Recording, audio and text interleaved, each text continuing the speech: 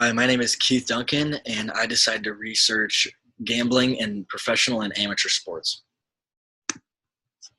So in 1992, Congress passed the PASPA Act.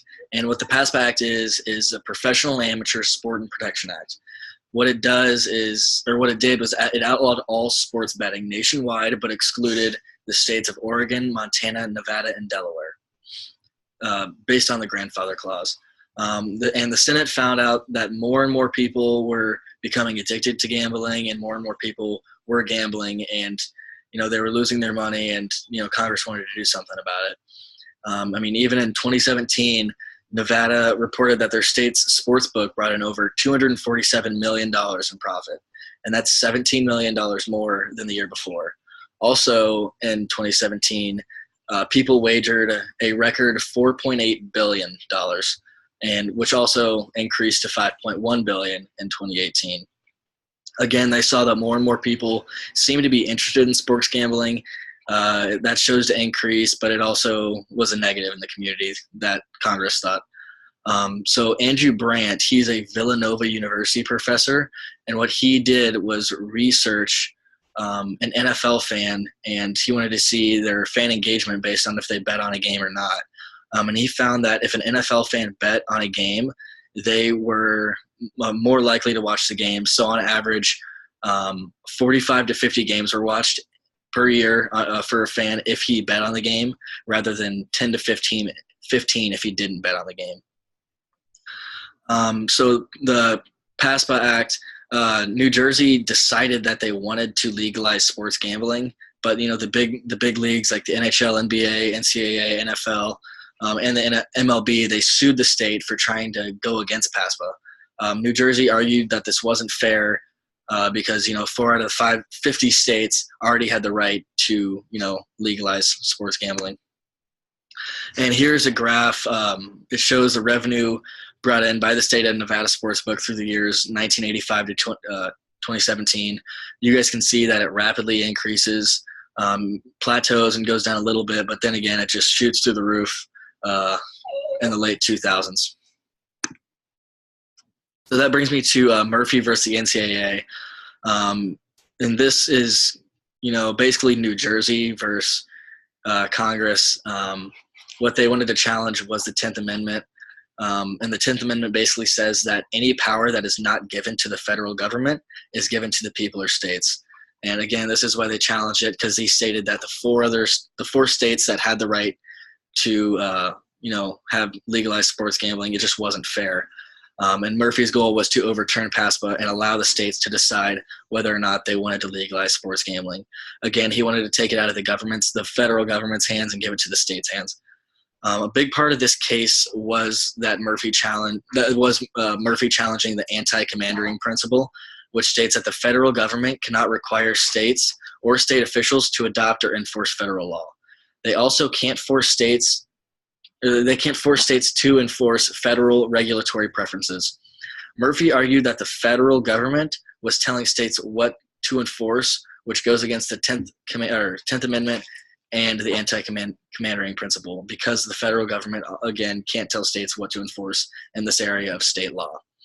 On May 14, 2018, the Supreme Court voted 6-3 in favor of Murphy and overturned PASPA. They found it to be unconstitutional. This case not only opened a new way for the state to make money, but it also allowed easier access to people who desired to gamble and wanted to take their risks on the sports book. Professional and amateur leagues like the NCAA didn't think that sports gambling would be a good idea, because they thought that there was going to be corruption within the sport. We saw this, back, it was a long time ago, Boston College. They had a couple guys on the basketball team. They were, introduced to some mob people, and they were offered money to, throw the games or give points to the other team. And, that's a big negative in the sport of basketball and all around the sports community. Some economic values that sports betting can do, the legal sports betting operations, including wages, salaries, benefits, and tips, they're expected to support $11 billion of total labor income. Another thing is the total jobs produced by legalized sports betting will almost exceed 200,000 people. Legal sports betting is also expected to contribute $22.4 billion to the U.S. gross domestic product, and the fiscal impacts consisting of state, local, and federal tax impacts are expected to total $8.4 billion. So now it comes to, the daily fantasy sports. You guys know these brands and, know them very well. FanDuel and DraftKings are the major ones in the United States. Before Murphy versus NCAA and sports betting was allowed in the United States, Americans were able to play DFS, which is the daily fantasy sports. And the difference between DFS and sports books are in that DFS, you pick certain specific players. And Congress thought that was more skill-based because you go up against other players in the United States rather than the casinos or the sportsbook people. In sports books, you bet on money lines, player props, the spread, the over-under, and Congress believed that to be more luck. You're able to play FanDuel and DraftKings, which are the two most popular daily fantasy sports in any state in the U.S. except for Alabama, Arizona, Hawaii, Idaho, Iowa, Louisiana, Montana, Nevada, and Washington. And since the decision of Murphy versus the NCAA, these sites have added a sports book to the states that have enabled sports gambling in their states. DraftKings has not yet allowed college sports to be bet on, but FanDuel has because of popular demand. And in 2017, these organizations profited almost $327 million.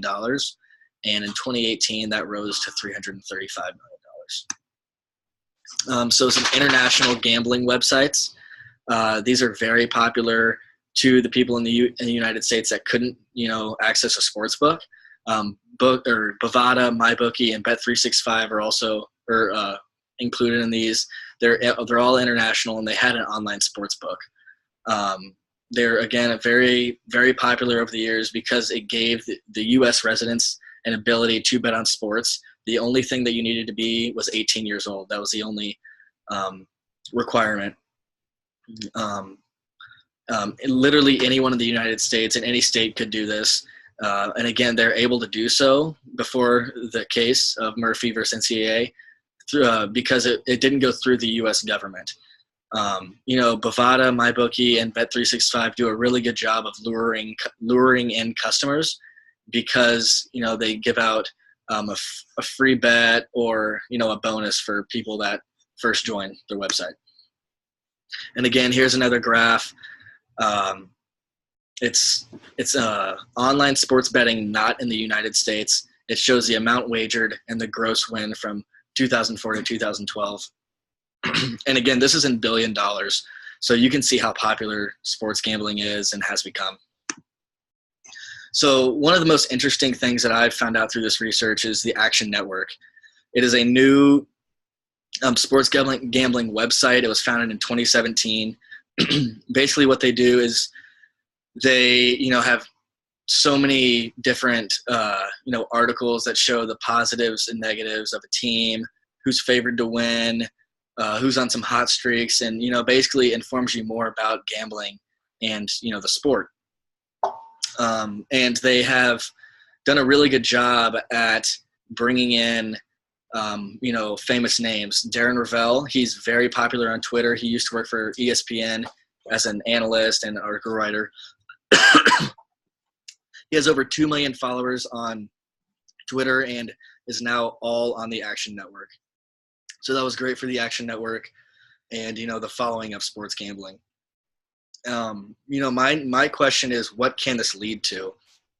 Sports gambling is just beginning in the United States and, can become a huge thing. So I'm very interested to see where it's going. And it's the most talked about hot topic right now. Thank you guys for listening.